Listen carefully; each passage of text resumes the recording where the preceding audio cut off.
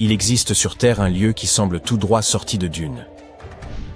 D'immenses plateformes de pierre et d'argile se dressent au cœur d'un désert brûlant. Et pourtant, des êtres humains ont réussi à subsister dans un environnement aussi impitoyable. Mais à la différence du film, cette cité bien réelle du Pérou fut abandonnée il y a plus de 3 millénaires. Perdue dans l'oubli, jusqu'à aujourd'hui. Voici Pénico. Cette cité disparue se situe dans la province de Huaura, au nord de Lima. Après 8 années de fouilles et de travaux de préservation, une partie de ses mystères a enfin refait surface. Elle paraît lugubre et désertée aujourd'hui, mais il n'en a pas toujours été ainsi. Les spécialistes pensent qu'elle fut jadis un centre d'échange animé pour les anciens Péruviens.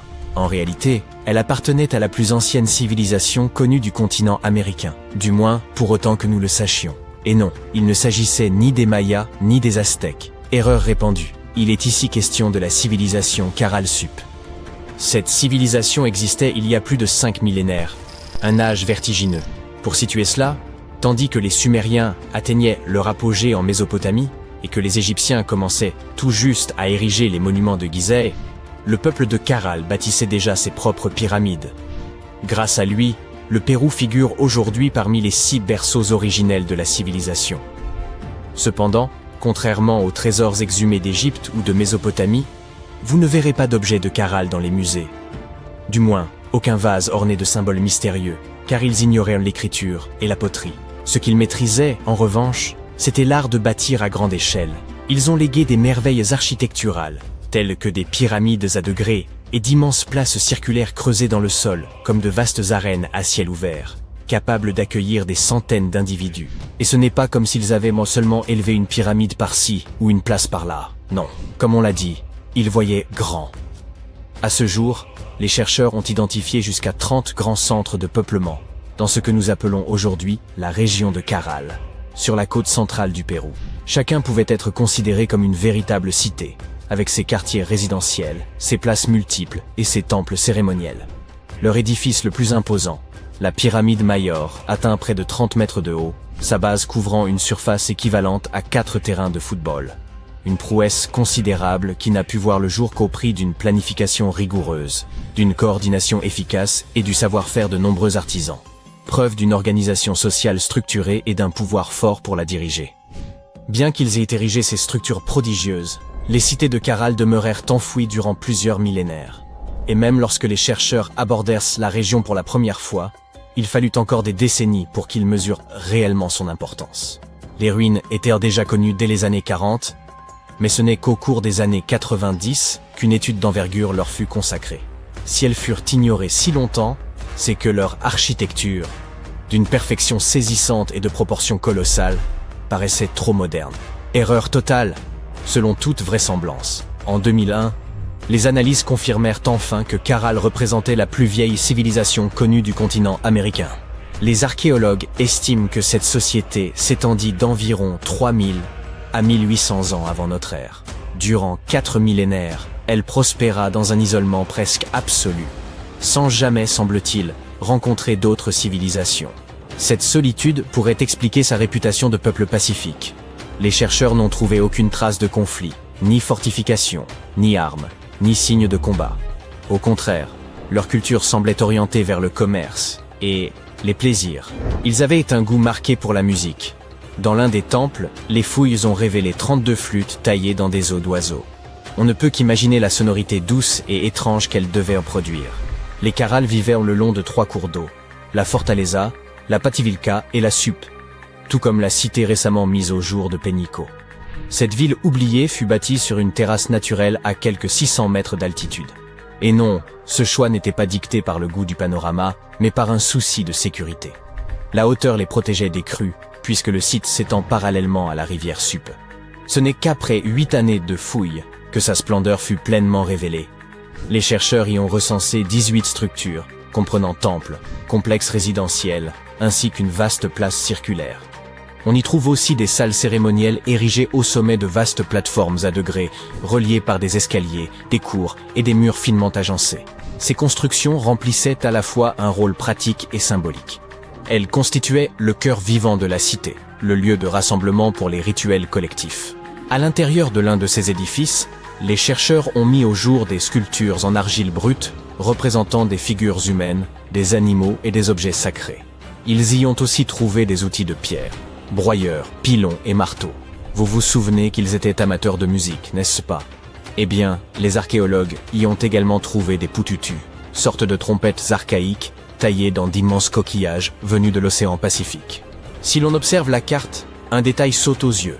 Pénico se situe bien plus à l'intérieur des terres que les autres cités de Caral découvertes jusqu'ici, et cela n'a rien d'anodin.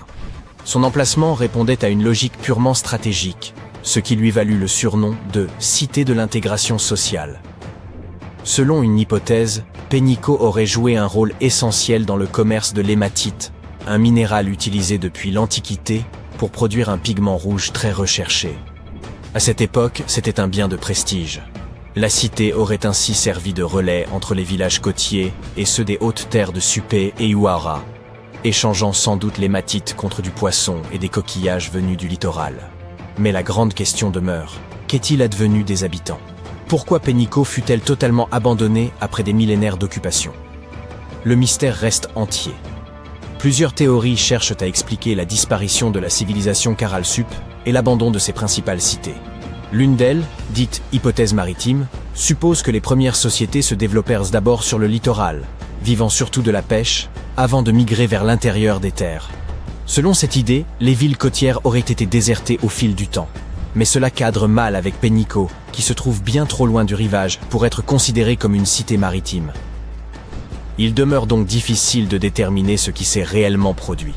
Dans leur cité principale, les archéologues n'ont trouvé aucune trace d'un cataclysme majeur, ni tremblement de terre, ni inondation, ni destruction soudaine.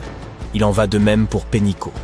Aucun signe n'évoque un événement unique ayant causé leur disparition. L'explication la plus vraisemblable serait un changement climatique.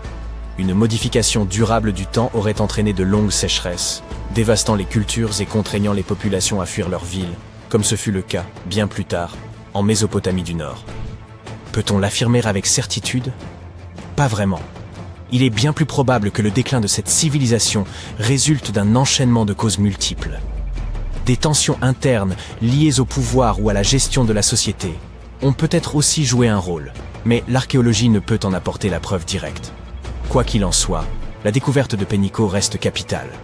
Elle offre de précieuses pistes pour comprendre les difficultés rencontrées par la civilisation de Caral avant son effondrement. Pourtant, nombre de ces mystères demeurent encore enfouis, et les chercheurs ont toujours fort à faire pour percer les origines et l'évolution de ce peuple fascinant. Si vous souhaitez découvrir Pénico, voici une bonne nouvelle. Le site est désormais ouvert au public. Il se trouve à environ 4h30 de route de Lima, accessible en véhicule particulier ou par des circuits touristiques. Certes, le trajet n'est pas de tout repos, mais les paysages grandioses en valent largement la peine. Et si vous ne pouvez pas vous envoler jusqu'au Pérou, inutile de vous décourager. Un musée virtuel consacré à Caral est disponible en ligne pour les hispanophones. Ce parcours numérique propose 10 salles thématiques retraçant la naissance de la civilisation, agrémenté de photographies, de vidéos et d'infographies. L'expérience est immersive, presque vivante. Bien sûr, rien n'égale la sensation de se tenir sur le site même, mais elle permet déjà d'entrevoir le monde de la plus ancienne civilisation connue des Amériques. Eridu, une mégapole antérieure à la première civilisation connue, et plus ancienne que les pyramides de Gizeh, gisait enfouie dans les sables du désert mésopotamien depuis plus de 2000 ans. Une découverte scientifique récente bouleverse désormais nos connaissances sur cette cité antique. Les chercheurs ont mis au jour plus de 4000 canaux autour d'Eridu, qui alimentaient en eau plus de 700 fermes exploitées entre le 6e et le début du 1er millénaire avant notre ère. Eridu fut fondée vers 5400 avant Jésus-Christ et fut la ville des premiers rois, ainsi que la première cité historique selon la liste royale sumérienne, ce texte ancien gravé sur une tablette d'argile. Les anciens Sumériens croyaient que cette ville avait été créée par les dieux lorsqu'ils décidèrent de s'établir sur Terre. Eridu occupe une place si importante dans les mythes et légendes sumériens qu'on finit par la considérer, à un certain moment, comme un lieu purement mythique. Le mythe le plus célèbre raconte que les cieux furent courroucés par le tumulte des humains et qu'ils envoyèrent un grand déluge pour les anéantir. Une étude récente a révélé que l'Euphrate constituait la source d'eau de l'ensemble de la cité. Les chercheurs ont cartographié les vestiges du paysage ancien et identifié un réseau sophistiqué de canaux d'irrigation artificielle. Ils ont découvert 200 canaux principaux captant l'eau de l'Euphrate, lesquels alimentaient à leur tour 4000 canaux secondaires. L'équipe a mobilisé images satellitaires, vues par drone, analyse des sols, anciens registres et technologies de télédétection pour en dresser la cartographie complète. Les 700 fermes bénéficiaires présentaient des superficies variées, allant de 460 à plus de 18 000 m². Les canaux principaux mesuraient de près de 1000 mètres de long, certains s'étendant sur plus de 8 km, tandis que les plus petits pouvaient n'atteindre que 10 mètres. En Mésopotamie, les rivières constituaient la principale source d'eau pour l'agriculture, obligeant les cultivateurs à maîtriser l'art d'acheminer l'eau depuis le fleuve jusqu'à leurs champs. Tout débuta par des techniques rudimentaires, telles que le creusement de petites rigoles, mais au fil des générations, ils apprirent à édifier d'immenses canaux, atteignant parfois 100 km de long. L'Euphrate lui-même facilitait leurs tâches. L'eau descendait naturellement le long de ces berges surélevées, et les brèches naturelles la laissaient s'épancher sur les terres voisines. Les chercheurs ignorent à quelle époque chaque canal fut utilisé, et il paraît improbable que les 4200 canaux aient fonctionné simultanément durant cette vaste période. Eridu fut jadis un centre religieux et commercial d'une grande importance, grâce à sa position stratégique sur le golfe Persique. Son économie reposait essentiellement sur la pêche, rendue possible par les eaux de l'Euphrate. Les chercheurs y ont découvert des filets et des poids de pêche, ainsi que des ballots entiers de poissons séchés. On y a également trouvé des modèles de bateaux en roseau, première preuve matérielle connue de navires construits par l'homme. La cité prospéra jusqu'à son abandon, vers 600 avant notre ère, pour une raison que les scientifiques ne parviennent toujours pas à expliquer. Les habitants, tout comme les pèlerins et marchands de passage, avaient épuisé les ressources locales et durent laisser la terre se régénérer à plusieurs reprises avant de partir définitivement. Cela coïncida avec le moment où l'Euphrate changea de cours, privant la ville de sa source vitale d'eau. Bien des siècles plus tard, en 1854, un fonctionnaire britannique nommé John George Taylor fut envoyé en mission dans la région afin d'examiner un site isolé, Tel Abu Shahrain, constitué d'un ensemble de monticules appelés Tels, vestiges d'anciens peuplements humains. D'abord, Taylor demeura peu impressionné. Il espérait tomber sur des trouvailles majeures, telles que des statues, des inscriptions ou les ruines de temples et de palais. Faute de temps, il ne découvrit que des murs, des drains, des plateformes de pierre et des fragments de colonnes en calcaire ornés de minuscules cônes en mosaïque. Il ignorait alors que ces monticules apparemment sans intérêt abritaient l'une des plus anciennes cités terrestres, Eridu. L'intérêt du British Museum fut immédiat, mais les premières fouilles de grande ampleur ne débutèrent qu'en 1946. Les autorités irakiennes s'y impliquèrent activement, espérant éclairer les origines les plus anciennes de l'histoire mésopotamienne. Les archéologues se concentrèrent alors sur le monticule 1, un vaste tel atteignant la hauteur d'un immeuble de 8 étages.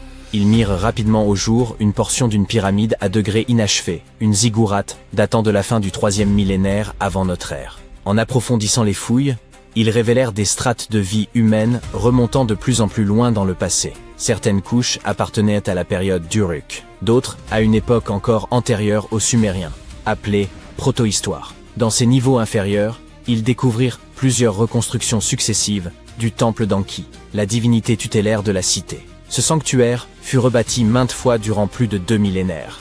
Chaque effondrement donnait lieu à une nouvelle construction, plus vaste et plus majestueuse que la précédente.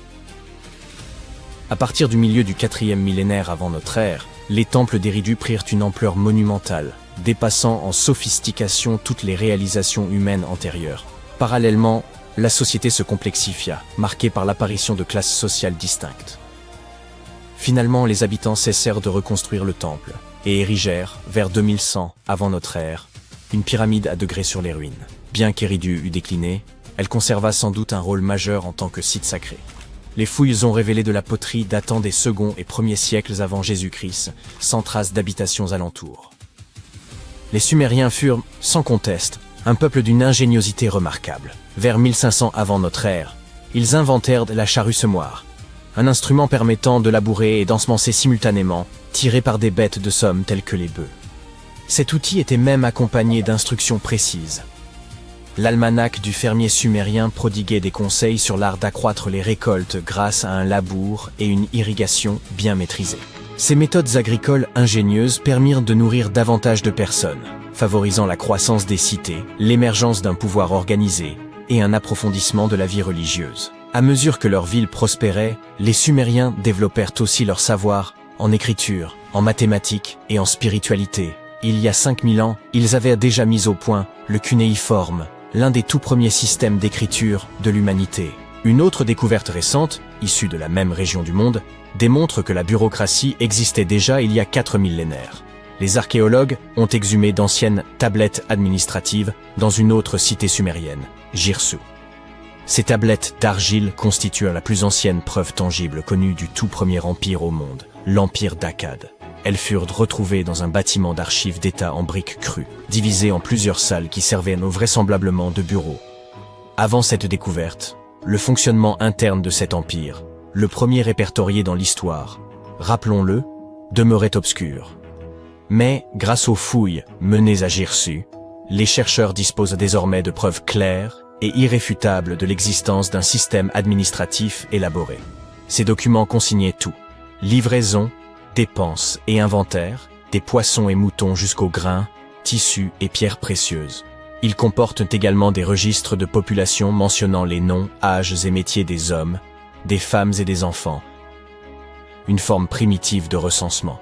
Ces données ont révélé que les femmes occupaient une place essentielle dans la société akkadienne. Certaines femmes occupèrent des positions d'influence, telles que celles de grandes prêtresses. Les tablettes révèlent aussi une large variété de métiers. Des artisans qualifiés comme les tailleurs de pierre aux travailleurs plus modestes, tels que les balayeurs des temples. Certaines contiennent même des plans de bâtiments, des schémas de champs et des cartes de canaux, preuve que l'Empire disposait d'une organisation et d'une planification très structurée. La cité finit toutefois par se révolter et conquérir son indépendance, mettant fin à 150 ans de domination akkadienne. Aujourd'hui, les chercheurs nettoient et traduisent ces tablettes pour en saisir tout le sens. Ces nouvelles découvertes remplacent les théories anciennes et offrent une vision plus exacte du pouvoir et du système administratif de l'Empire d'Akkad. Voici une nouvelle. La plus ancienne pyramide du monde a été construite pendant la dernière période glaciaire, et elle ne se trouve pas en Égypte. Il semblerait que nos ancêtres aient érigé une pyramide vieille de 27 000 ans à Java Ouest. Gunung Padang n'a pas l'air d'une vraie pyramide au premier abord, c'est plutôt une colline avec d'énormes pierres éparpillées partout. Mais les gens du coin semblent vénérer le site, et ce depuis des siècles. Ce n'est que récemment que les autorités indonésiennes ont décidé de creuser un peu plus profondément pour en savoir plus. Ils ont fini par trouver les vestiges d'une société humaine. C'était plutôt inattendu, car la butte est assez haute. La seule certitude qu'on a tirée de ces fouilles est qu'il y avait des humains dans la région en 45 avant Jésus-Christ, ce qui semble raisonnable. Il revenait à un géologue indonésien nommé Danny Hillman de prouver que Gunung Padang fut la première pyramide du monde. Il a utilisé toutes sortes de nouvelles technologies pour essayer de le démontrer. Notre ami a utilisé la datation au carbone, creusant profondément sur le site pour extraire de gros morceaux de matière à analyser. Et il a découvert d'innombrables strates de pierre façonnées. Comme si en creusant sous Rome, on découvrait des tonnes de bâtiments enfouis. D'après ses recherches, il y avait des cavernes, et dans ces cavernes, des salles. Ce qui prouvait selon lui que des hommes étaient passés par là. En ce qui concerne les roches situées en haut du monticule, elles furent probablement placées là stratégiquement par ceux qui vivaient sur le site. Ils avaient besoin d'un endroit pour méditer, ils ont donc arrangé les choses de manière harmonieuse. Leur surface lisse ne serait pas le résultat d'une érosion séculaire, mais du travail de grands sculpteurs, les Michel-Ange de leur époque. Si tout cela est vrai, alors les civilisations humaines ont commencé bien plus tôt que nous le pensions. Nos ancêtres, les humains du Paléolithique, n'avaient pas ce qu'il fallait pour être considérés comme civilisés. Ils n'avaient ni les outils ni les connaissances pour construire des pyramides. Ils auraient eu besoin de certaines compétences en maçonnerie, et c'est peu dire qu'on en manquait sérieusement à cette époque. Nombreux sont ceux qui doutèrent de Hillman. Sa théorie était séduisante, mais il n'avait pas de preuves, ni charbon de bois, ni fragments d'os. Il n'avait rien.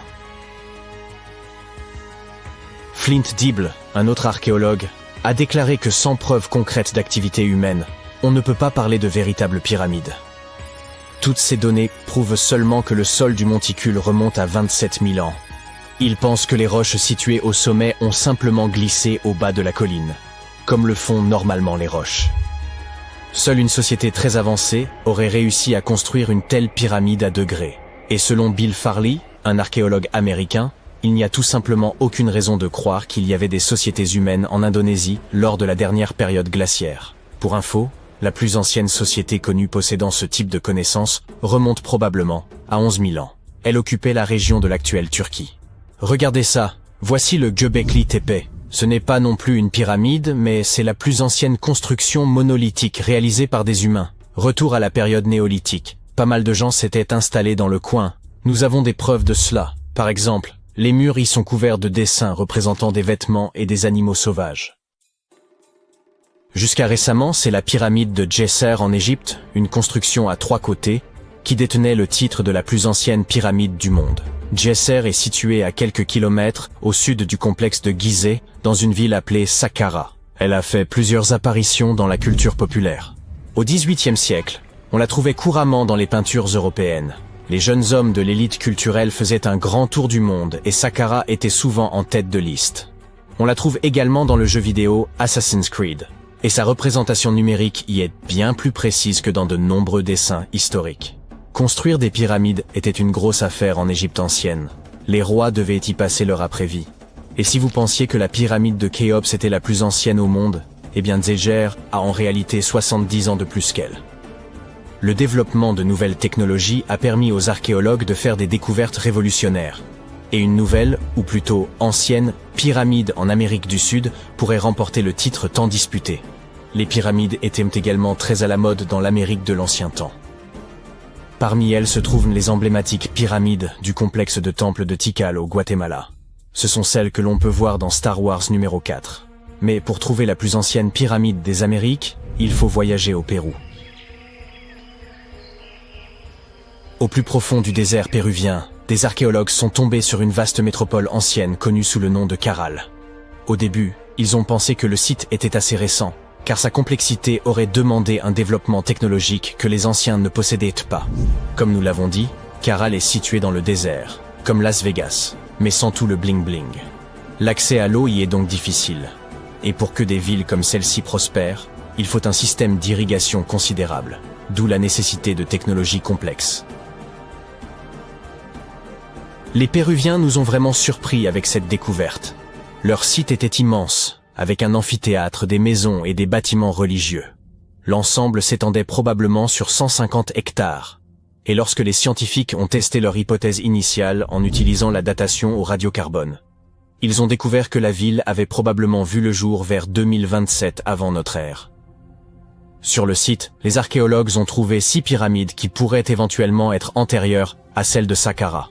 D'après ce qu'on sait, 2 civilisations coexistaient à cette époque, dans des parties opposées du monde. Mais comme les chercheurs ne peuvent pas préciser l'âge exact des pyramides de Caral, il est assez difficile de savoir quelle civilisation a terminé sa pyramide en premier. Si seulement nous avions une boule de cristal. Il se trouve que la forme d'une pyramide est quelque chose que la nature peut produire toute seule. Ce qui a de quoi pas mal déconcerter les humains modernes. Un exemple classique est le site japonais de Yonaguni, également connu sous le nom de l'Atlantide du Japon. Le monument dans son ensemble fait environ la taille de 5 terrains de football, et s'élève aussi haut qu'un bâtiment de 5 étages. Les explorateurs et les scientifiques pensent que Yonaguni remonte à 10 000 ans. Pour le plus grand géologue marin du Japon, le professeur Masaki Kimura, Yonaguni est le patrimoine d'une civilisation perdue. Kimura a plongé plus d'une centaine de fois au cours des 10 dernières années pour explorer ces ruines. Selon lui, on y trouve des signes clairs d'activité humaine. Regardez cette piscine en forme de triangle sur la surface du monument. Kimura pense que c'est une preuve réelle de la présence humaine, car cette concavité triangulaire est un symbole historique des fontaines d'eau de la région. Comme c'est souvent le cas, tous les scientifiques ne sont pas du même avis. Pour beaucoup, Yonaguni est probablement le résultat de milliers d'années d'érosion. Et le fait que le monument soit constitué d'un énorme rocher les conduit à croire qu'il n'est pas d'origine humaine. Certes, ces énormes colonnes de basalte nous font penser aux ruines d'un palais, mais elles sont très probablement le résultat de l'intense activité volcanique de la région. Et au sujet de formations naturelles qui ressemblent à des créations humaines, on a beaucoup parlé d'une certaine pyramide martienne récemment. Cela fait un moment que nous essayons de prouver qu'il y a de la vie sur la planète rouge. Mais certains vont vraiment trop loin. Ils disent que de petits êtres verts ou gris ont construit une pyramide sur Mars et que ce serait la preuve qu'une civilisation existe. Cette photo a été prise il y a plus d'une décennie par le Mars Reconnaissance Orbiter, ou MRO. Mais elle a commencé à refaire surface récemment. On y voit ce qui ressemble à une pyramide à 3 côtés. Certains prétendent que les surfaces lisses de la pyramide ne peuvent y résulter que d'un travail extraterrestre. Mais ensuite la science intervient et nous explique que Mars abrite l'un des systèmes de canyons les plus profonds de tout le système solaire.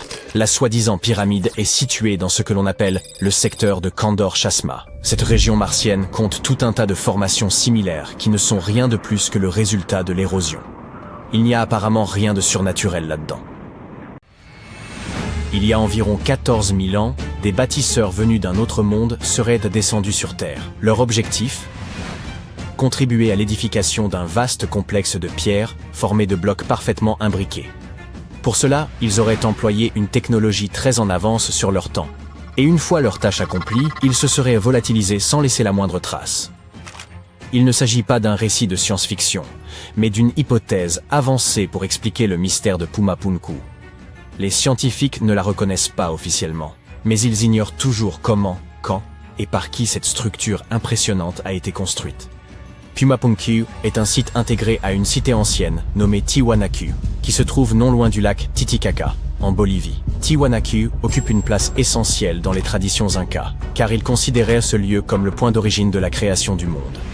Les spécialistes estiment que Pumapunku aurait été édifié vers l'an 536 de notre ère. Les premiers Européens à le découvrir y sont parvenus en 1549 via l'expédition de Pedro Chieza de León. En son centre se trouve une large plateforme en terrasse, composée de gigantesques blocs de pierre, dont certains atteignent la taille d'un autobus, 8 mètres de long, 5 de large et 1 mètre d'épaisseur. Le plus imposant atteint un poids spectaculaire de 131 tonnes, soit plus que 20 éléphants réunis. Même les éléments plus petits sont comparables à la taille d'un canapé. Les archéologues pensent bon qu'il y avait au moins 5 grands portails, accompagnés de plusieurs autres, plus modestes, probablement inclus dans une structure monumentale. Le site a été construit à partir de 2 roches, le grès rouge et l'andésite, une des plus dures connues sur Terre. Ces blocs en forme de hache s'imbriquent comme les pièces d'un puzzle. Ils paraissent tous identiques, comme issus d'une production industrielle, ce qui semble invraisemblable pour une civilisation ancienne. Comme on l'a souligné, même les plus petits semblent démesurés. Chaque bloc a été sculpté avec des trous et des rainures d'une extrême précision. Les bâtisseurs réussirent à tracer des lignes parfaitement droites, découper des angles identiques, polir des surfaces nettes et percer des trous réguliers. Certains spécialistes pensent qu'ils recouraient à des techniques sophistiquées, bien qu'aucun outil n'ait été retrouvé. Il fallut un millénaire à d'autres pour atteindre une telle précision. Parmi les énigmes les plus déconcertantes figure celle du transport de ces énormes pierres. Le site de Pumapunku se trouve à une altitude vertigineuse de 3840 mètres, dans une région si élevée que même les arbres n'y poussent pas. Les bâtisseurs de l'époque ne disposaient ni de roues, ni de grues, ni d'engins motorisés, et pourtant, ils ont déplacé ces masses colossales sur de longues distances depuis leur carrière d'origine. Certains avancent l'hypothèse de cordage en peau de lama et de rampe, mais la vérité demeure incertaine.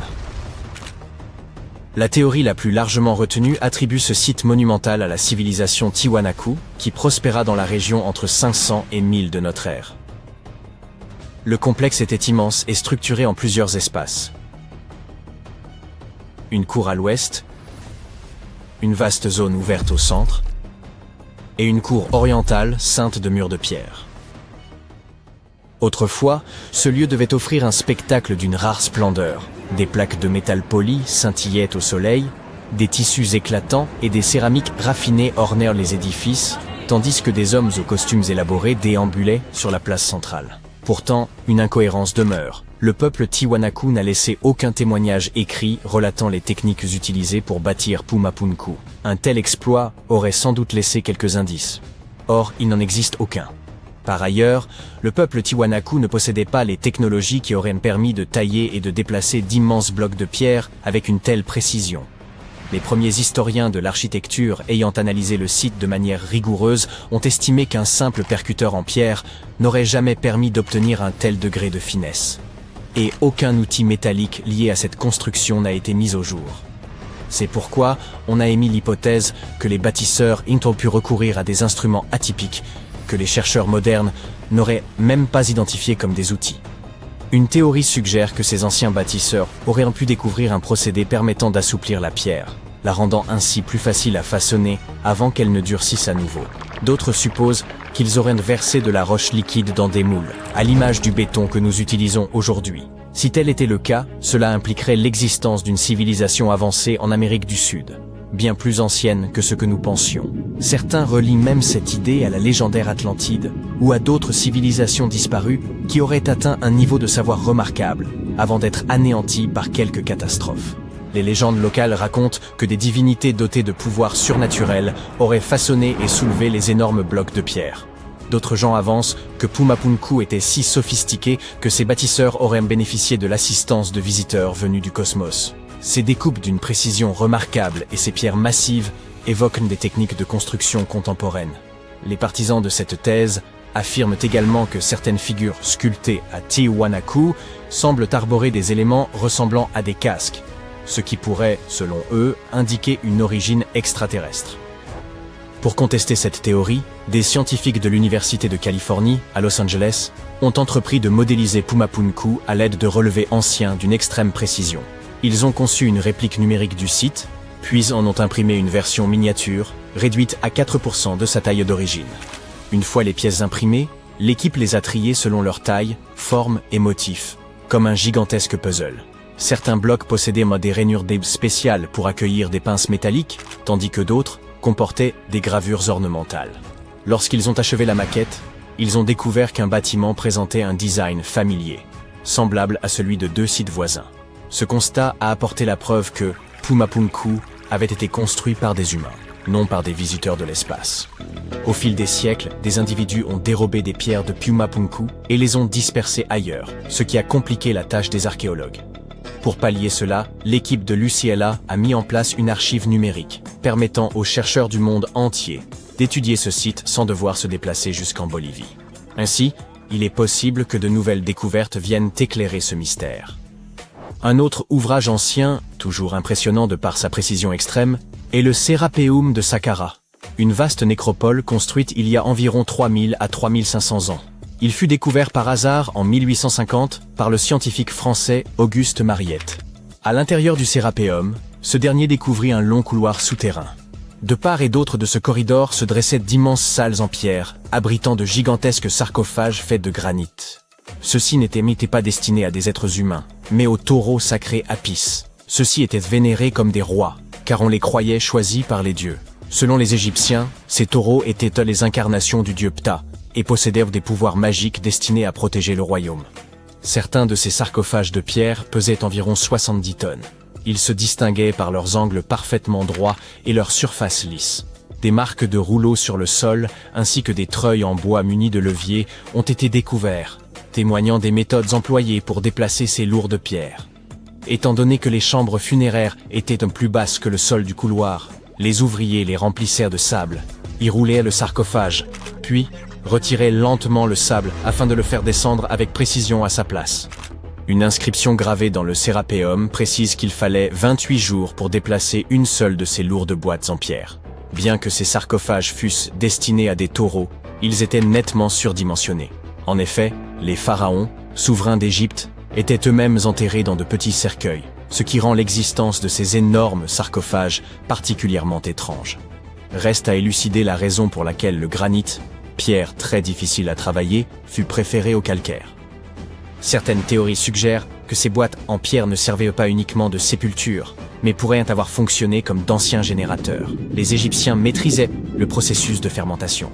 Si l'on déposait des aliments ou de la viande dans une boîte en granit parfaitement hermétique, la fermentation engendrerait une accumulation de pression à l'intérieur. Le granit renferme du quartz, un cristal capable de produire de l'électricité lorsqu'il est comprimé. Lorsque cette pression augmentait, le couvercle de la boîte pouvait s'ouvrir brusquement, libérant ainsi le gaz accumulé. Des illustrations anciennes découvertes au Sérapéum montrent des pierres empilées sur ces coffres, peut-être destinées à alourdir les couvercles afin d'augmenter la production électrique. Des millénaires plus tard, les explorateurs qui ouvrirent ces boîtes ne trouvèrent que des ossements de taureaux, sans doute parce que toute matière organique avait disparu avec le temps.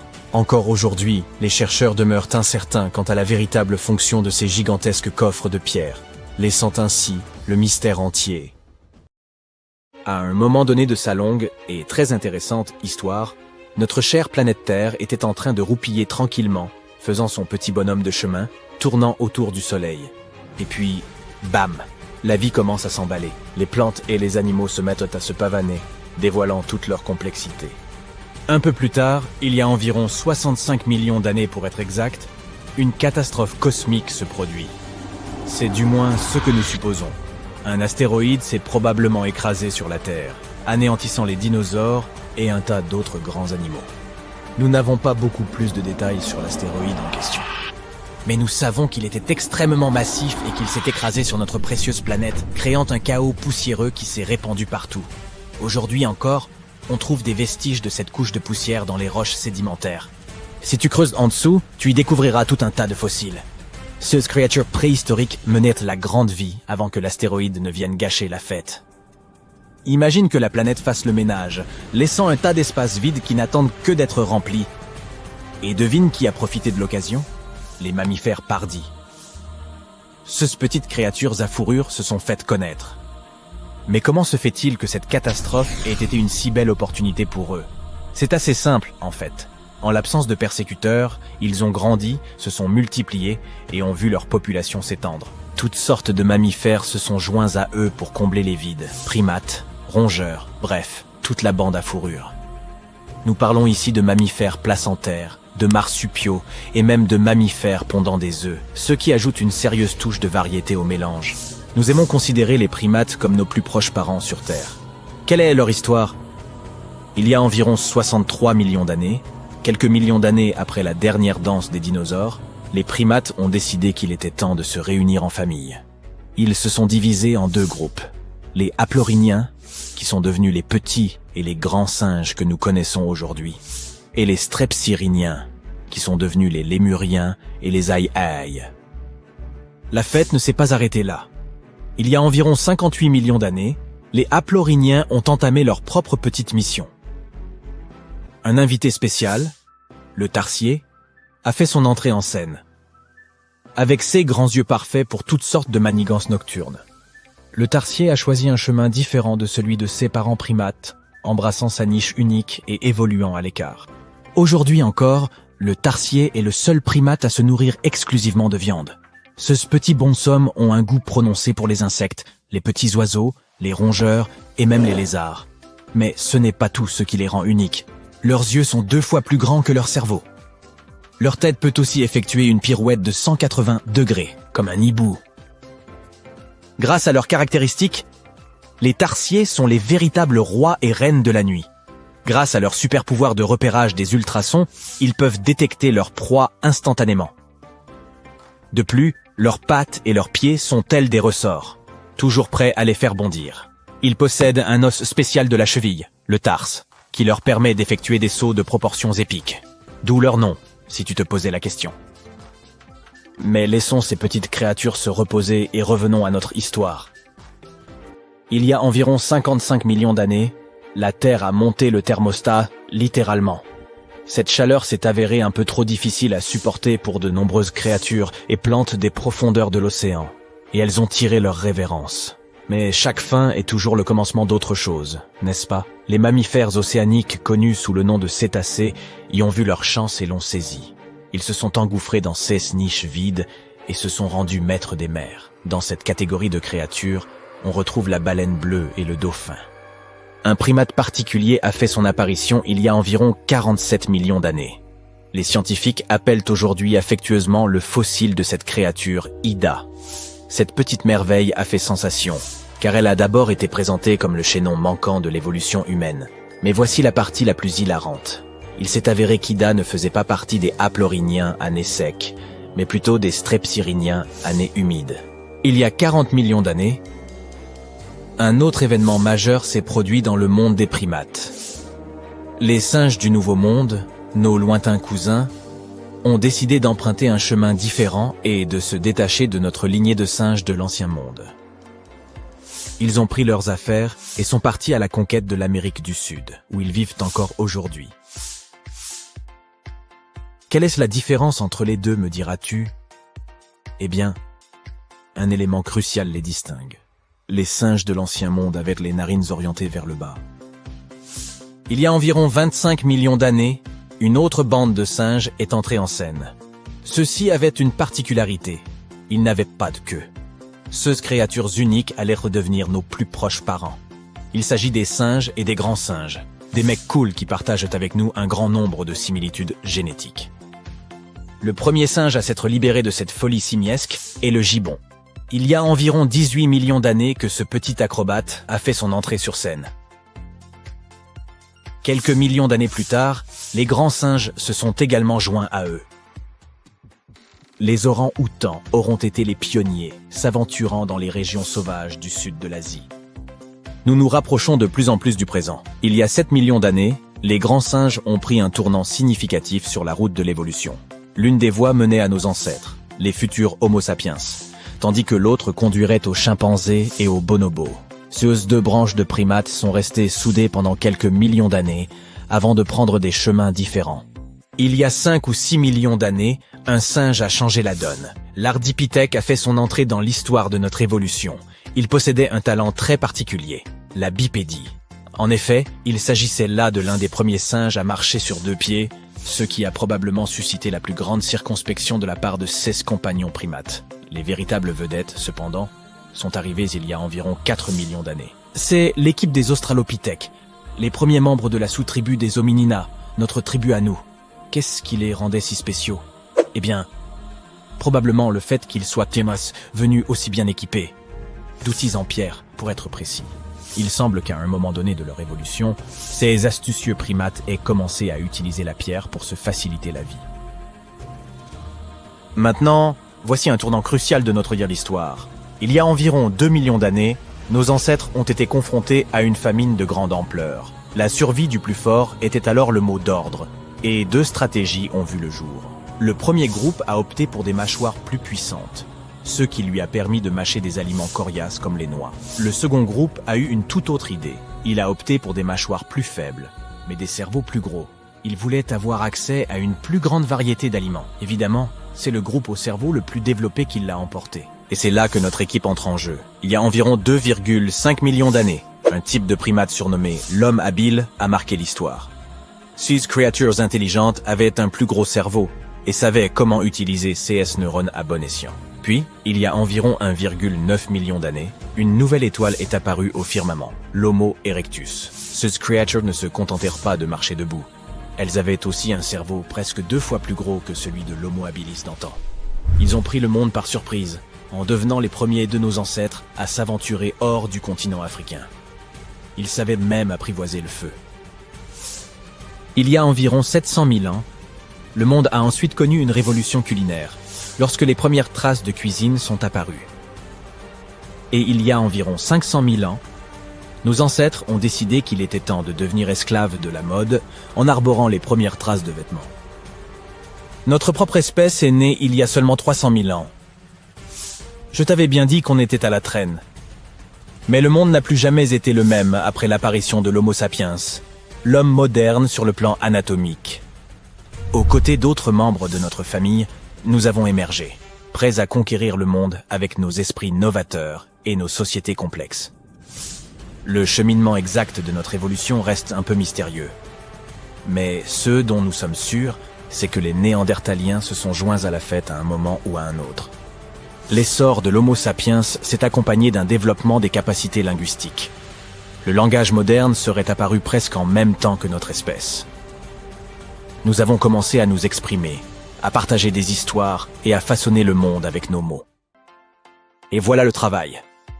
Il aura fallu 13,8 milliards d'années d'histoire cosmique pour que les humains fassent leur entrée. Réfléchis-y. 99% du temps écoulé depuis le Big Bang, nous n'étions même pas là. Notre espèce, l'Homo sapiens, est la petite dernière de la famille Terre et n'existe que depuis une infime partie du temps alloué à l'univers. Pourtant, En un clin d'œil, nous avons réussi à démêler toute l'histoire qui nous a menés à notre propre existence. L'histoire ne s'arrêtera pas avec nous. C'est une saga en cours qui s'écrit à chaque instant. Des objets étranges et incroyables sont parfois découverts, mais comprendre tout ce que manigançaient nos ancêtres peut s'avérer assez difficile. Surtout quand tout ce que vous avez, ce sont quelques tessons de poterie et des peintures rupestres. Il n'est donc pas si surprenant que même les experts en blouse blanche commettent parfois quelques erreurs. Mais ce n'est pas qu'une question de vaisselle poussiéreuse et de gros cailloux. Parfois, on trouve carrément des restes humains à la tête énorme. Alors, attrapez votre matériel de fouille et retournons dans les temps anciens pour découvrir des sociétés incroyables que les chercheurs ne parviennent toujours pas à expliquer. La Sardaigne peut sembler idyllique aujourd'hui, mais pour être honnête, je n'aurais vraiment pas voulu la visiter il y a 3000 ans. Certaines rumeurs prétendent que d'horribles géants erraient sur cette île à l'époque. On évoque même la découverte de squelettes humains de plus de 4 mètres de haut, bien que personne n'ait jamais apporté de preuves concrètes. Mais ces histoires soulèvent quand même quelques questions, car des choses étranges se sont certainement produites là-bas. En 1974, plus de 5000 fragments d'artefacts en pierre ont été retrouvés dans une partie de l'île, appelée Mont Prama. Mais au lieu d'être exposés dans un musée, on les a enfermés dans un coffre-fort souterrain pendant près de 30 ans. Cela semble un peu suspect, n'est-ce pas? Lorsqu'ils ont finalement été déplacés en 2005, les scientifiques ont rassemblé les pièces du puzzle pour révéler les statues de 38 géants, chacun mesurant 2,40 mètres de haut. Pas aussi grand que nos squelettes légendaires, mais tout de même assez massifs. On pense que ces statues ont été façonnées par la culture nuragique, qui peuplait cette île il y a bien longtemps. En plus de ces statues, ils ont également érigé plus de 8000 structures de pierre. Peut-être que le peuple des Nurags n'était pas eux-mêmes des géants, mais ils aimaient clairement voir les choses en grand. Nous aussi, d'ailleurs, comme un grand nombre de j'aime sous nos vidéos, ce serait vraiment sympa. Merci d'apprécier notre contenu. Et maintenant, revenons à la vidéo. Vous et moi sommes assez intelligents, mais nous ne sommes peut-être pas les humains les plus futés à avoir jamais vécu. En fait, nous ne sommes peut-être même pas l'espèce la plus intelligente. Depuis 1913, des restes de crânes retrouvés en Afrique du Sud ont suggéré l'existence d'un concurrent potentiellement plus intelligent que nous, baptisé l'homme de Boskop. Cette espèce semblable à l'homme pourrait avoir existé aussi récemment qu'il y a près de 10 000 ans. Leurs crânes suggèrent qu'ils avaient de très grosses têtes, ce qui signifie que leur cerveau aurait pu être jusqu'à 30% plus gros que les nôtres. Waouh! Leur QI moyen aurait ainsi pu atteindre les 149 points, ce qui les placerait parmi les 0,5% des gens les plus intelligents aujourd'hui. Mais si le cerveau des hommes de Boskop était tellement plus développé, pourquoi ne sont-ils plus parmi nous? Eh bien, plus grand ne signifie pas toujours meilleur, vous savez. Nos cerveaux sont beaucoup plus conséquents que ceux de nos cousins primates, principalement dans le cortex préfrontal. Cette partie participe à des tâches complexes comme prendre des décisions, se souvenir des choses à court terme et être conscient de nous-mêmes. Les parties du cerveau qui régissent nos sens et nos mouvements, elles, n'ont pas vraiment beaucoup grandi. Peut-être les Boskops passaient-ils trop de temps à méditer sur le passé plutôt qu'à accomplir des choses pratiques comme la chasse. Mais tout cela n'est que supposition. Nous ne savons pas vraiment ce qui est arrivé à nos cousins à grosse tête. Certains soutiennent même que les Boskops n'étaient guère différents de nous, les seules preuves étant ces fameux morceaux de crâne. La jungle est immense. Saviez-vous que la forêt amazonienne abritait environ 30% de toutes les espèces de plantes et d'animaux du monde? C'est impressionnant. Cependant, l'histoire d'une espèce humaine locale a longtemps intrigué les scientifiques. La mystérieuse civilisation Khazarabe a vécu ici pendant des centaines d'années, avant de disparaître aux alentours de 1400 après Jésus-Christ. On pensait que l'Amazonie ne comptait que quelques tribus disparates. Mais récemment, nous avons découvert de grandes formes inhabituelles gravées dans le sol et appelées géoglyphes. Ces derniers peuvent s'apparenter à de simples fossés peu profonds. Mais ce sont en réalité les vestiges d'une vaste civilisation qui s'étendent sur 1000-3000 km² et comprennent environ 450 symboles, certains larges de 400 mètres. c'est époustouflant. Ils étaient probablement flanqués de lieux cérémoniels et auraient pu accueillir jusqu'à 1 million d'individus il y a à peine 600 ans. Grâce à de nouvelles technologies, comme le LIDAR, qui utilise un laser inoffensif pour cartographier la forêt sans lui nuire, nous pouvons explorer plus en profondeur. En 2019, le scanner a montré des kilomètres de routes et de sentiers surélevés, et même des pyramides de plus de 20 mètres de hauteur. On a découvert 26 zones de peuplement distinctes, dont 2 mesuraient au moins 100 hectares chacune. Ça représente la superficie de 330 terrains de football. On ignore ce qui est arrivé à la civilisation Khazarabé, mais il n'est pas à exclure que les conquistadors en soient responsables. Peut-être que l'ancienne civilisation la plus déroutante est celle dont nous n'avons jamais réellement trouvé de traces. Oui, je parle bien de l'Atlantide, cette grande cité qui a supposément sombré dans l'océan. Les premières mentions de l'Atlantide nous viennent du philosophe grec Platon, qui évoquait une grande cité proche du détroit de Gibraltar. Mais pendant des siècles, tout le monde a simplement pensé que Platon l'avait imaginé de toutes pièces, comme une version idéalisée de son Athènes natale. Alors pourquoi, environ 12 000 ans après sa disparition présumée, nous demandons-nous encore si elle pourrait avoir existé? Eh bien, au XIXe siècle, Ignatius Donnelly, un membre du Congrès américain, a écrit un livre donnant 13 raisons pour lesquelles il pensait que l'Atlantide était plus qu'un simple mythe.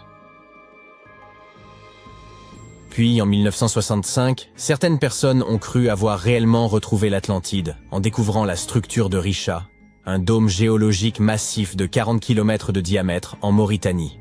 Il est si grand que l'on ne peut en observer l'ensemble que depuis l'espace.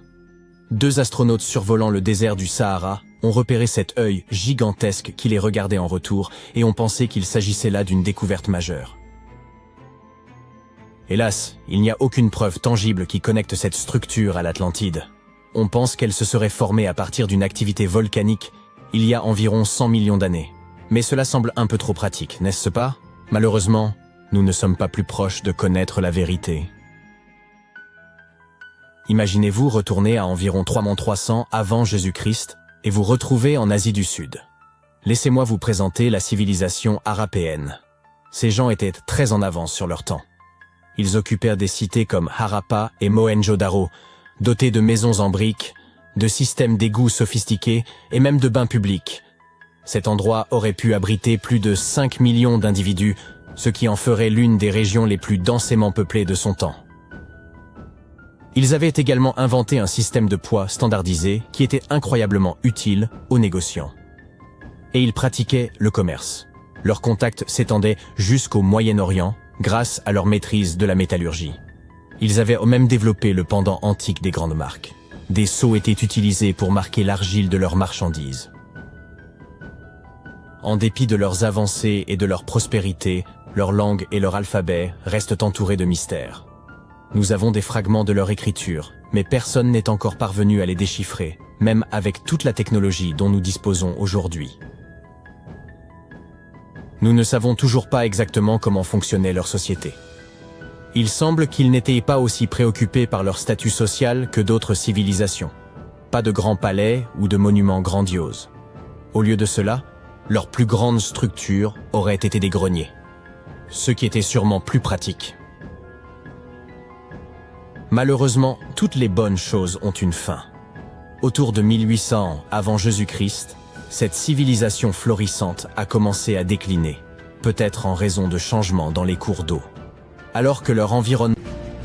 Imagine que tu puisses te convertir en archéologue le temps d'une journée. Tu vas parcourir le monde pour résoudre le mystère de civilisations disparues depuis longtemps sans que l'on ait compris pourquoi. Attrape un burin et un chapeau et c'est parti! Tu arrives dans le sud-ouest américain où un mystère très ancien attend d'être résolu. Tu te rends à Chaco Canyon, juste à la sortie d'Albuquerque au Nouveau-Mexique. Il fait chaud et sec dans cette zone déserte. Tu es ici pour visiter les anciennes ruines du peuple Anasazi. On dit que c'était une civilisation florissante qui a connu une fin inexplicable. Après quelques kilomètres de marche, tu commences à distinguer la trace d'habitation, des constructions en pierre au milieu du canyon. C'est le Pueblo Bonito, un complexe du Xe siècle qui contient jusqu'à 800 pièces et s'élève sur 5 étages. Les bâtiments sont magnifiques et faits de grès. Pour accéder au site, les habitants ont construit un réseau de 650 km de routes, dont certaines font 9 mètres de large. Il est difficile de croire qu'il a été construit il y a si longtemps. Tout semble tellement bien conservé. Les Anasazi ont régné sur la région dite des Four Corners de l'an 100 de notre ère à environ 1600 après Jésus-Christ. Pendant cette période, ils ont créé une civilisation qui s'étendait sur plus de 78 000 km², dont le Colorado, le Nouveau-Mexique, l'Utah et l'Arizona. Lorsque l'on se tient à l'intérieur d'une énorme kiva, une chambre de cérémonie souterraine, on ne peut s'empêcher de se demander ce qu'est devenu le peuple Anasazi. Les scientifiques ont analysé les anneaux des arbres locaux et découvert que la population Anasazi a vécu une période de grande sécheresse. La sécheresse aurait duré 23 ans, et il est possible qu'il n'y ait pas eu de pluie du tout pendant tout ce temps. Cela a certainement affecté leurs moyens de subsistance, de la malnutrition aux batailles pour la nourriture et les ressources. Mais était-ce suffisant pour que 30 000 personnes fuient leur foyer? Les chercheurs affirment que ces personnes ont quitté leur maison en laissant tous leurs biens sur place. Des louches ont été abandonnées dans des bols en céramique. Les greniers étaient remplis de provisions. C'était comme s'ils avaient l'intention de revenir, mais n'en avaient jamais eu l'occasion.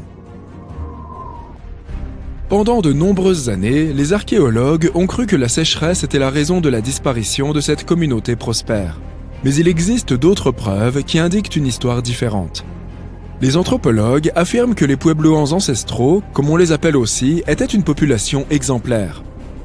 Ils étaient pacifiques et cohabitaient tous en harmonie. Mais ce n'est pas ce que montre leur architecture. Ils se sont isolés du reste du monde en construisant leur village au sommet de falaises. Et ils ont construit des murs et d'autres structures de sécurité afin de se protéger. De quoi avaient-ils si peur ? Récemment, les archéologues ont commencé à étudier les ossements fossiles des Pueblos ancestraux et ils ont trouvé des preuves qui suggèrent que vers la fin de leur civilisation, la situation a pu dégénérer. Les preuves montrent que les chefs locaux gouvernaient en utilisant des méthodes basées sur la peur. Des punitions sévères ont commencé à être infligées à ceux qui ne suivaient pas leurs règles strictes. La raison de cette situation reste un mystère et il faudra sans doute de nombreux autres travaux de fouilles pour découvrir la vérité. Par chance, ta prochaine destination est toute proche. Toujours au Nouveau-Mexique, tu vas découvrir le Blackwater Draw. C'est un site préhistorique national qui renferme l'histoire du peuple Clovis. Tu seras surpris d'apprendre que les Clovis sont probablement les plus anciens humains à avoir habité les États-Unis. Ce sont les premiers humains à avoir traversé le détroit de Bering et à avoir suivi les voies qui n'étaient pas glacées jusqu'aux plaines du sud des États-Unis. Essaye de t'imaginer à quoi ressemblait cette région lorsque les Clovis la sillonnaient. Un immense lac alimenté par des sources où erraient des mammouths, des paresseux géants, des tigres à dents de sabre et des bisons bien plus gros que ceux d'aujourd'hui. Le site archéologique que tu visites montre que les individus Clovis étaient des chasseurs de gros gibier. Il a été possible d'identifier les ossements de plusieurs mammouths et même les outils en pierre que ces ancêtres préhistoriques utilisaient pour les chasser. Certains de ces outils remontent à 13 000 ans, c'est-à-dire à la fin de la dernière période glaciaire. Deux hypothèses prévalent pour expliquer la disparition de la population Clovis.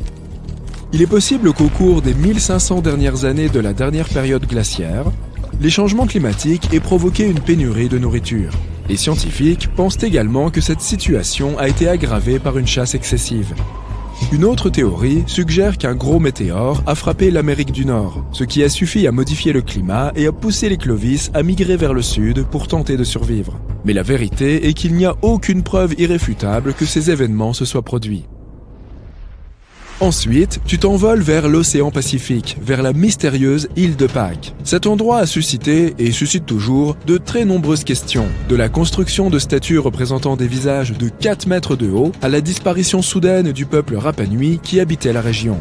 On s'approche de l'île à Anakena, une plage de sable blanc sur la côte nord de l'île. Les chercheurs pensent que cette zone a été l'un des premiers établissements des Rapa Nui. On pourrait dire que tu te trouves au bout du monde, car tu es à plus de 4800 km de l'Amérique du Sud et à 1600 km de l'île la plus proche. Vers 800 de notre ère, lorsque les premiers humains sont arrivés, l'île était une oasis. Aujourd'hui, la zone est pratiquement déserte. Tu découvres un premier indice relatif à la disparition des Rapa Nui dans une fosse d'excavation que tu déblaies sur la plage. Il y a des preuves évidentes de la présence humaine, du charbon de bois, des outils et des os, dont certains appartiennent à des rats. Bingo! Quand les humains sont arrivés sur l'île de Pâques, ils ont amené avec eux des rongeurs. Ils ne le savaient probablement pas à l'époque, mais ces rongeurs allaient largement contribuer à leur disparition. Les rats aiment les palmiers, ce qui a contribué à déforester progressivement la végétation naturelle de l'île au fil des années. Mais il y a un autre indice. En consultant les données génétiques, on découvre que les Sud-Américains sont entrés en contact avec les Rapa Nui vers 1722. Ce qui a pu arriver à cette population est la même chose que ce qui est arrivé à d'autres groupes plus isolés. Le contact avec des groupes étrangers a entraîné des maladies qui ont peut-être conduit à la fin des Rapa Nui. Pour conclure ton voyage, tu te diriges vers le Cambodge. Ce pays a autrefois abrité le grand empire khmer du 9e siècle au 15e siècle de l'ère chrétienne. Les ruines de cet endroit sont splendides. Ton principal site de fouille est la plaine d'Angkor, construite le long du fleuve Mekong. Cet immense site était la plus importante cité khmer de l'époque. Pour info, Angkor signifie en fait « capitale » en langue khmer. Les Khmers ont pu construire un immense réseau de routes reliant Angkor au reste de l'Empire. Et l'on estime que jusqu'à 1 million de personnes étaient réparties dans l'Empire Khmer à son apogée. C'était la plus grande ville pré-industrielle du monde. Sa taille est comparable à celle de l'actuel Los Angeles pour que tu puisses te faire une idée.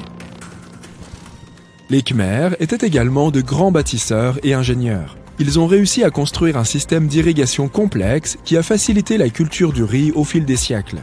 Et pour relier leur ville, ils ont construit près de 500 km de larges routes et de ponts complexes. Oh, sans parler de l'architecture complexe de leurs édifices religieux, comme Angkor Wat, l'un des sites touristiques les plus visités du Cambodge. Il a fallu plus de 30 ans pour le construire, et il s'étend sur près de 200 hectares. À l'époque, ces tours étaient probablement décorées d'or. Mais aujourd'hui, le site est un dédale de temples recouvert de végétation. Comme les autres chercheurs qui sont venus ici avant toi, tu n'es pas certain de savoir pourquoi cette civilisation a été rayée de la carte. L'une des hypothèses possibles est liée au climat de la région. De fortes moussons ont pu provoquer des inondations massives et endommager gravement les infrastructures, notamment le système d'approvisionnement en eau dont le peuple khmer dépendait pour survivre. Mais une autre raison pourrait être liée aux conflits régionaux et à l'immigration. Vers la fin du XVe siècle, l'Empire a commencé à décliner en nombre d'individus, ce qui a pu affaiblir sa puissance. Il est possible que tu ne rentres pas chez toi avec beaucoup de réponses, mais tu as certainement appris beaucoup de choses, pas vrai ? Avant d'aborder le pourquoi et le comment de la présence de pyramides dans le monde entier, parlons de quelques exemples.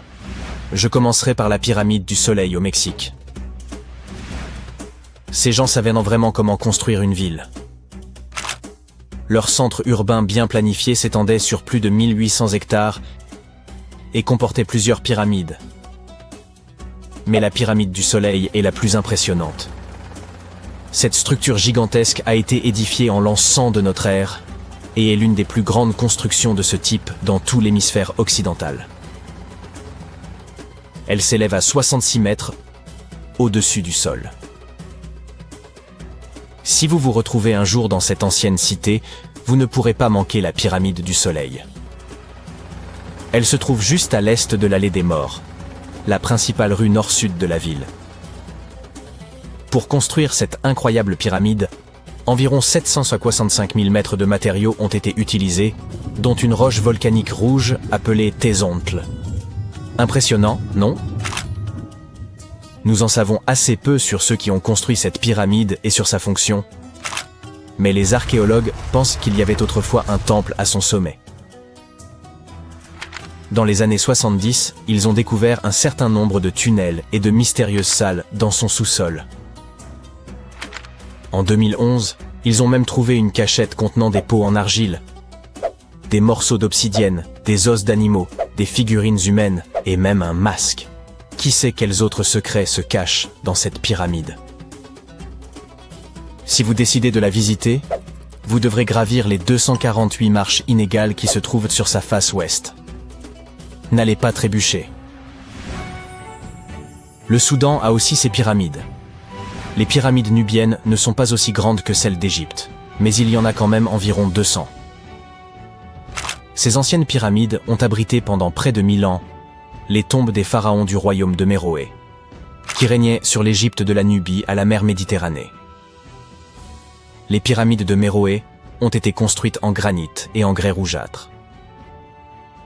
Et saviez-vous que le Soudan possède plus de pyramides anciennes que l'Égypte ? Les pyramides couchites témoignent de l'architecture indigène et des traditions funéraires des royaumes de Napata et de Méroé en Nubie, que l'Égypte ancienne a influencé.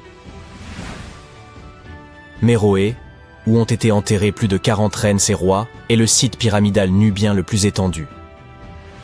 Les murs des tombes représentent des rois momifiés parés de bijoux, leurs coffrets en bois contenant des arcs, des carquois de flèches et d'autres objets témoignant des relations et des échanges commerciaux avec les civilisations égyptiennes et grecques. Si vous souhaitez explorer des tombes anciennes, vous pouvez donc éviter les foules en Égypte et vous rendre au Soudan. Envolons-nous vers l'Irak à la découverte d'autres pyramides. Les ziggourats sont composés de strates successives et de temples étagés. Au lieu de murs lisses et droits, elles ont des étages, comme des gâteaux, qui permettaient la réalisation de travaux et la tenue de rituels importants. Ces structures imposantes sont disséminées dans tout l'Irak et l'Iran. Elles témoignent de la puissance et des compétences des peuples qui les ont construites. L'une des plus grandes et des plus impressionnantes ziggourats est celle d'Ur. Il s'agit d'une pyramide rectangulaire géante de 20 à 30 mètres de haut, surmontée de 3 niveaux de terrasses et d'un temple. Pouvez-vous imaginer le nombre de briques cuites qu'il a fallu pour construire cet édifice ? 720 000 pour la seule partie inférieure. Cette ziggourate a été construite pour le roi sumérien Ur-Nama. Comme les autres, elle existe depuis des milliers d'années, ce qui explique qu'elle ait été un peu malmenée. Heureusement, le roi babylonien Nabuchodonosor II et quelques archéologues sont venus à sa rescousse, respectivement au 6e avant notre ère et au 20e siècle. Aujourd'hui, elle se trouve près de la base aérienne de Talil. La ziggourate d'Ur a été construite en 2100 avant notre ère par le roi Ur-Nama pour le dieu de la lune Nanna. C'était le plus haut bâtiment de la ville et on pouvait le voir à des kilomètres à la ronde. Il ressemblait à la flèche d'une cathédrale médiévale. Les gens y apportaient leur surplus agricole et obtenaient leur lot de nourriture en retour, mais c'était aussi un lieu spirituel. Malheureusement, le temple de Nanna, situé au sommet de la ziggourate, n'a pas survécu, mais nous possédons quelques briques bleues, vernissées, qui pourraient avoir fait partie de son décor. Les parties inférieures de la ziggourate sont tout de même étonnantes. Les architectes ont même percé des trous dans l'extérieur du temple pour permettre à l'eau de s'évaporer. Maintenant que nous avons exploré quelques-unes des pyramides de notre planète, élargissons notre perspective. On en trouve dans de nombreuses régions du monde. L'Égypte compte plus de 100 pyramides. Le Soudan en a le double, et des dizaines d'autres sont disséminées au Moyen-Orient et en Chine. Mais c'est en Amérique que l'on trouve le plus grand nombre de pyramides. Il y en a plus là-bas que dans toutes les autres parties du monde réunies. Ces pyramides sont situées au Mexique, au Guatemala, au Honduras et au Salvador. Voici un aperçu de l'évolution des pyramides au cours de l'histoire. La plus ancienne se trouve en Égypte. Il s'agit d'une pyramide à degrés, constituée de couches de pierres superposées. C'est au pharaon Snéfrou que l'on attribue la création de ce type de pyramide très connu. Au cours de son règne de 45 ans, il a construit 3 pyramides. Ses 2 premières tentatives ont échoué, mais il a finalement réussi avec la pyramide rouge, qui est considérée comme la première vraie pyramide. C'est son fils, Khéops, qui construisit la grande pyramide de Gizeh, la plus haute construction humaine sur Terre pendant près de 4000 ans. Les pyramides d'Amérique latine sont semblables aux premières pyramides à degrés égyptiennes, mais elles ont été construites indépendamment les unes des autres. Les pyramides du Soudan ont été construites vers 700 avant notre ère. Elles sont hautes, mais beaucoup plus étroites que celles d'Égypte. Comment toutes ces civilisations ont-elles pu construire ces édifices sans communiquer entre elles? Après tout, les Aztèques, les Mayas et les anciens Égyptiens étaient aussi différents que possible. Mais malgré leurs différences culturelles, ils semblaient tous d'accord sur une chose. Les pyramides étaient plutôt cool. Les pyramides à degrés sont présentes dans le monde entier parce que c'était le type de structure le plus pratique et le plus stable. Elles pouvaient être construites en hauteur sans matériaux légers comme le bois ou le métal. La forme triangulaire avec une base carrée est extrêmement stable comparée à une structure cubique qui nécessiterait plus de matériaux pour une hauteur moindre. En ce qui concerne la conception des pyramides, celle d'Égypte ressemblait à des triangles géants avec une base carrée, des côtés lisses et un sommet pointu. En revanche, les Aztèques et les Mayas ont préféré l'aspect d'un gâteau à étages, avec des marches menant à une plateforme au sommet. Ainsi, bien que toutes ces pyramides aient la même base, elles ont chacune leur propre style. Chaque groupe a construit ces pyramides en utilisant des inclinaisons, des techniques et des matériaux différents. Ainsi, même s'ils se sont parfois inspirés du travail des autres, ils sont restés originaux. Les pyramides égyptiennes avaient des faces lisses et inclinées conçues pour favoriser l'ascension de l'âme du pharaon. La pyramide du soleil a été construite au-dessus de grottes qui servirent de passage aux divinités. Les Mayas ont construit le temple de Kukulkan à Chichén Itzá pour honorer cette divinité que l'on représente généralement sous la forme d'un serpent. Surnommé El Castillo, il comporte 91 marches de chaque côté ainsi qu'une plateforme, soit 365 marches, une pour chaque jour du calendrier maya. Dites-moi les amis, comment les pyramides ont-elles été conçues? Pour commencer, ce sont des humains qui les ont construites, et non des extraterrestres débarqués sur Terre en soucoupe volante. Vous voyez, une chose que toutes les pyramides ont en commun, c'est qu'elles ont été bâties sans outils avancés, et parfois même sans roues. Les ouvriers, qualifiés ou non, étaient nombreux, ainsi que les architectes. Par exemple, on estime qu'il fallut 20 000 personnes pour la grande pyramide de Gizeh, et que la plupart étaient de fins artisans. La construction d'une pyramide était une entreprise de grande envergure qui nécessitait des années de planification et d'efforts. Celle de Cholula, au Mexique, a nécessité 600 ans de travail.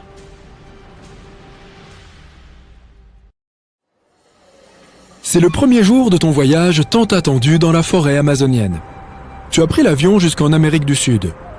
Plus précisément, tu as atterri dans la ville de Manaus, située au cœur de l'Amazonie brésilienne. Jusqu'à présent, tu as voyagé en avion, en voiture et maintenant sur l'eau.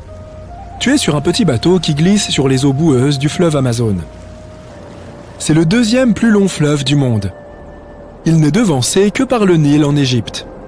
L'Amazonie s'étend sur une superficie impressionnante de 7000 km², commençant au Pérou et ne se terminant que lorsqu'elle rencontre l'océan Atlantique au large des côtes du Brésil. Pour voir la forêt de plus près, tu décides de commencer par l'explorer en bateau. Tout d'abord, tu vois des piranhas en train de pêcher. Tu peux même essayer d'en attraper un toi-même si tu veux. Comme tu le sais peut-être, les piranhas sont des poissons carnivores. Donc, te baigner dans ce fleuve n'est peut-être pas la meilleure idée. L'une des espèces d'alligators les plus emblématiques présentes dans le bassin de l'Amazone est le caïman à museau large.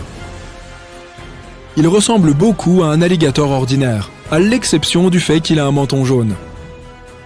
Ton guide quitte le bateau et fouille l'eau pour te montrer un caïman de près. Il te parle aussi d'une créature légendaire qui vit dans les eaux sombres du fleuve, le dauphin rose. Par chance, tu as la chance d'apercevoir une famille de ces dauphins montrant leurs nageoires près de ton bateau. Ils ont l'air magiques depuis l'endroit où tu es assis. Tu n'as probablement jamais su que les dauphins pouvaient être roses, n'est-ce pas ? Après quelques instants hypnotiques, tu découvres que la couleur rose des dauphins n'est qu'une illusion. À l'origine, ces animaux sont gris rosé. Mais à cause des couleurs brunes du fleuve, ils ont l'air rose vif quand tu les regardes d'en haut. Ton guide t'explique que le dauphin rose est le personnage central du folklore brésilien. Les locaux croient que les dauphins roses peuvent se transformer en humains et s'introduire dans les villes la nuit. Tu débarques du bateau près de l'une des entrées de la forêt. Tu vas maintenant poursuivre ton voyage à pied. Ton guide te prévient que vous vous apprêtez à vous aventurer sur un terrain très dangereux. L'Amazonie abrite certaines des espèces sauvages les plus effrayantes du monde. Mais ne t'inquiète pas, nous aurons l'occasion d'en voir beaucoup aujourd'hui. Tu t'es préparé bien sûr. Une bombe insecticide, un imperméable et tes yeux perçants. Dans la jungle, il faut être vigilant à tout moment. Tu as peut-être entendu des légendes sur l'anaconda, un serpent qui peut avaler des animaux aussi gros qu'une vache d'un seul coup. Désolé de te faire peur, mais ce ne sont pas que des légendes. Les reptiles comme celui-ci existent réellement et ils vivent tapis au fin fond de la jungle. Qu'est-ce que c'est juste là, qui se déplace entre les arbres? Est-ce une araignée? La bien nommée mygale Goliath est une araignée monstrueuse. Ses pattes peuvent mesurer jusqu'à 30 cm de long et l'araignée elle-même peut peser environ 170 grammes. Elle est aussi connue comme la reine des tarentules. Tu ne dois pas t'approcher trop près bien sûr. Elle n'est pas venimeuse pour les humains, mais sa morsure peut sûrement faire mal. La mygale Goliath peut même manger des oiseaux, tant qu'ils sont plus petits qu'elle. Ensuite, tu tombes sur une autre espèce d'araignée qui attire ton attention. Celle-ci est si minuscule que tu ne la vois presque pas. Elle est connue sous le nom d'araignée leurre. Tu vois une de ses créations. Une araignée gigantesque construite par la minuscule araignée Cyclosa afin d'effrayer les grands prédateurs. Aussi étonnant qu'effrayant. Une araignée qui utilise les restes d'autres insectes et des feuilles sèches pour créer l'image d'une grande araignée sur sa toile. Si cela trompe les prédateurs, tant mieux. Mais pour nous, les humains, cette œuvre d'art semble presque attachante. Qui aurait cru qu'il y avait des artistes dans le monde des arachnides? Près d'un petit lac, tu es témoin d'une scène unique. Un grand serpent se faufile lentement vers un lézard qui se repose sur un rocher. Le lézard ne semble pas se rendre compte de la présence du dangereux reptile. Mais juste au moment où le serpent se prépare à attaquer, le lézard fuit à sa manière très particulière. Le lézard dit basilic est célèbre pour sa capacité à marcher sur l'eau.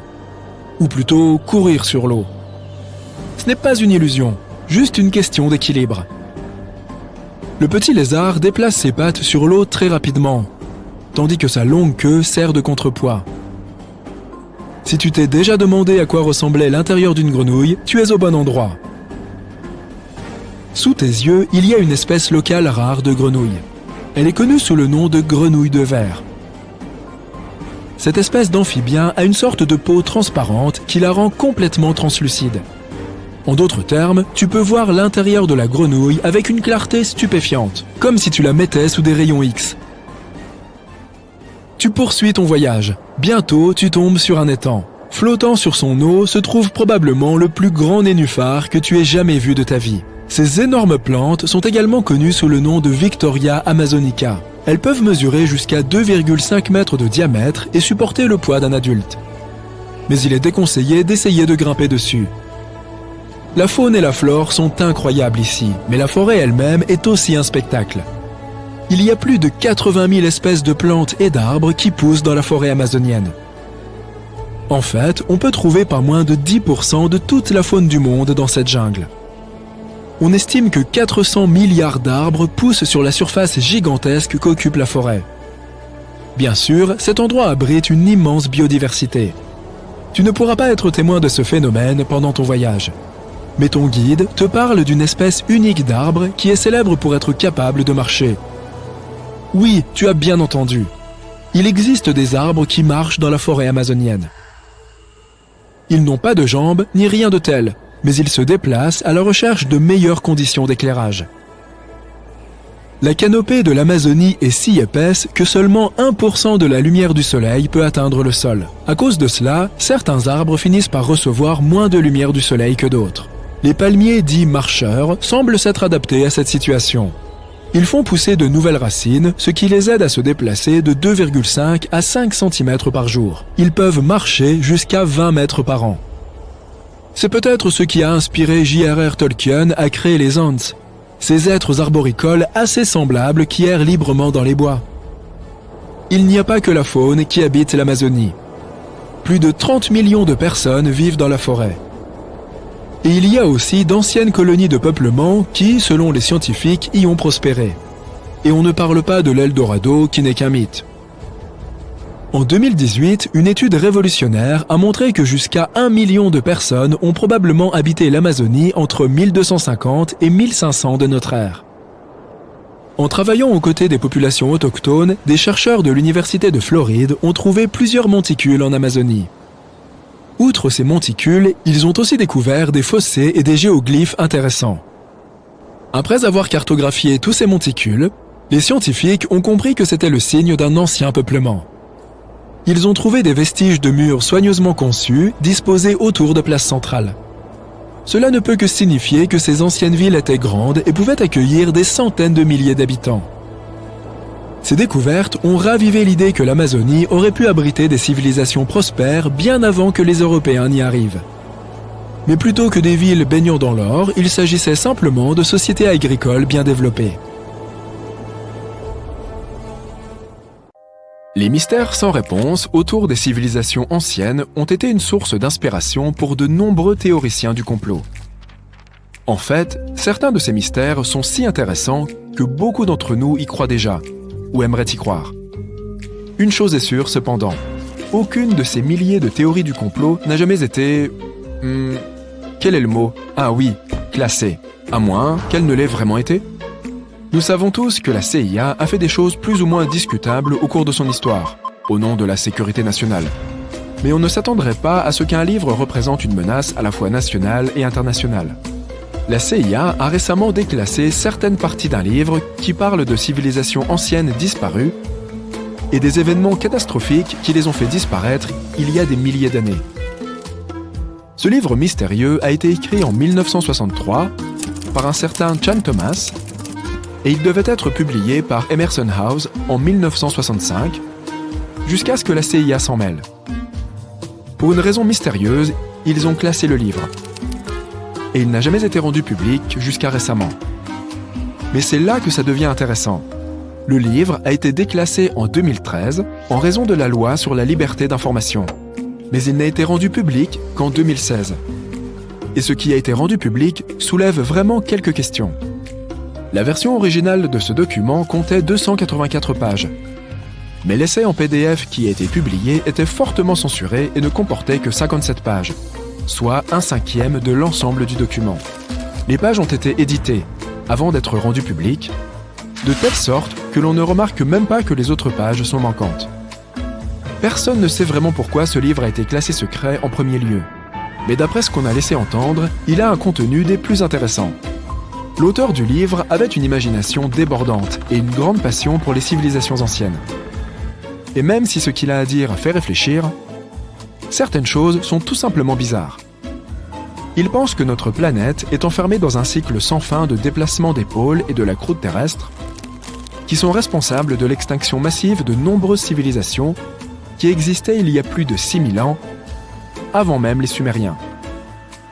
Il pense que ces événements ont causé plus de dommages à la Terre que les météores, et il fonde cette théorie sur quelques artefacts qui existent dans le monde entier, mais qui n'ont pas vraiment été remarqués jusqu'à récemment. Mais j'y reviendrai dans un instant.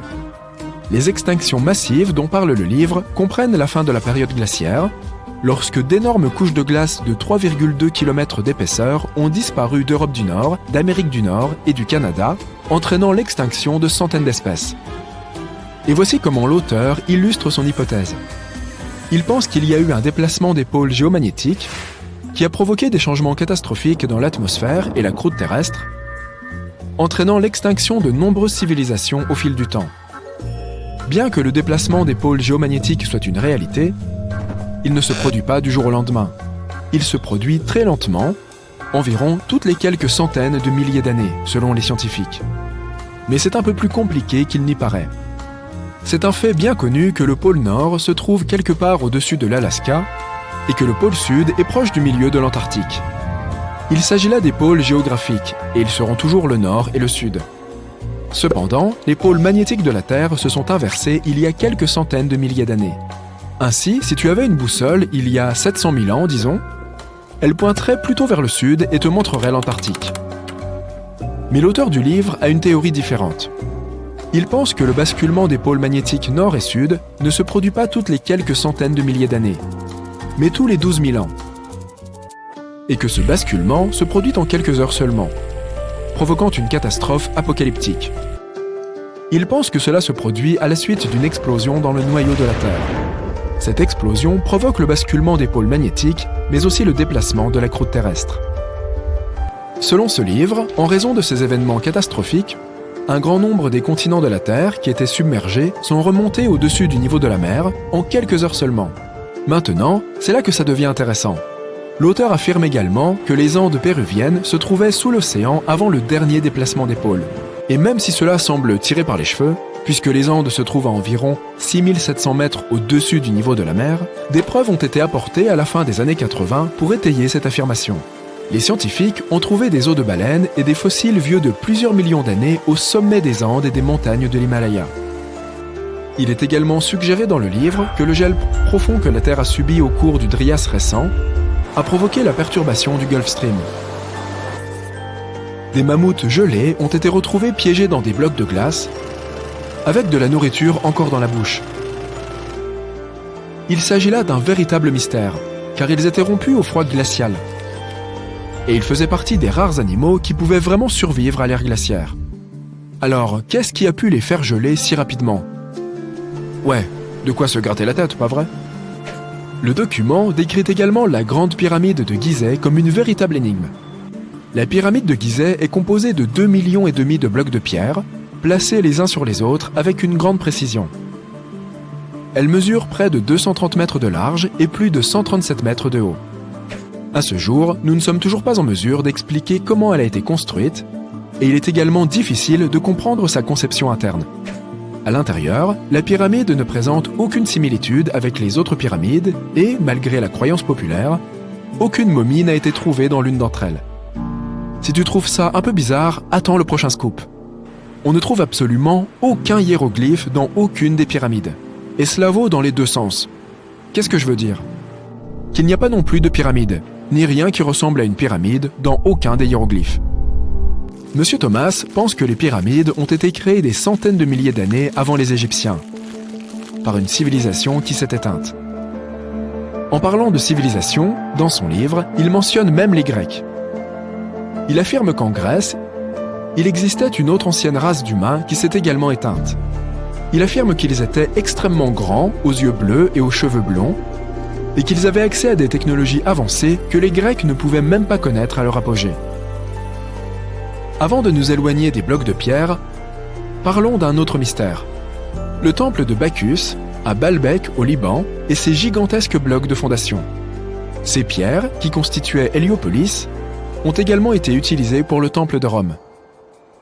Les fondations des temples sont faites de pierres trillites de 900 tonnes. Et, selon l'auteur, c'est la preuve qu'il devrait exister une ancienne civilisation perdue avec une technologie plus qu'avancée. La plupart des archéologues affirment que ces pierres ont été taillées par les Romains. Cependant, il n'y a aucune preuve pour étayer cela. Les Romains n'avaient pas l'équipement technologique pour fabriquer de telles pierres ou les soulever. Tu peux donc te demander, et s'ils les avaient simplement façonnées sur place? Eh bien, ces pierres ont également été soulevées à 9 mètres de haut et ont été placées les unes à côté des autres avec une précision mathématique. Et n'oublions pas les blocs au sommet d'Héliopolis, qui pèsent environ 800 tonnes chacun. Mais attends d'entendre la meilleure. Les Romains ne revendiquent même pas le mérite de ces mégalithes. Ils prétendent avoir bien construit les côtés, mais ils ne s'attribuent aucun éloge pour ces pierres de fondation extraordinairement grandes et lourdes. L'auteur fait également une remarque intéressante sur la distance entre la capitale romaine et Baalbek au Liban. Pourquoi les Romains auraient-ils flanqué les plus grandes pierres monolithiques du monde dans une région aussi éloignée de leur capitale, sans jamais s'en attribuer le mérite? Eh bien, les amis, c'est un grand mystère pour moi. Passons maintenant à l'énigme la plus intrigante. L'île de Pâques, qui se trouve au milieu de l'océan Pacifique. L'auteur se demande comment les gens ont pu la trouver, ou même s'installer sur une île aussi éloignée il y a si longtemps. L'un des symboles de l'île de Pâques sont les statues Moai, et le mystère entourant qui elles pourraient bien représenter et pourquoi. Une question encore plus importante est de savoir comment elles ont été créées, puis déplacées et positionnées aux endroits où elles se trouvent. Selon ce document déclassé, l'île de Pâques faisait partie d'un continent aujourd'hui perdu, appelé Mu, et elle a été engloutie dans l'océan Pacifique lors d'un cataclysme qui s'est produit pendant l'un de ses déplacements des pôles. Le continent de Mu, selon le livre, était aussi grand que l'Amérique du Sud, et ce que nous appelons maintenant l'île de Pâques est tout ce qu'il reste de ce continent.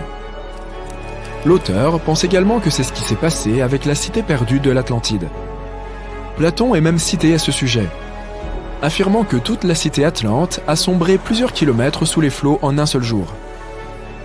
Même si cette histoire semble tout à fait intrigante et présente des points fascinants, nous savons que, scientifiquement parlant, un déplacement cataclysmique des pôles, entraînant l'extinction de civilisations entières, n'est tout simplement pas possible.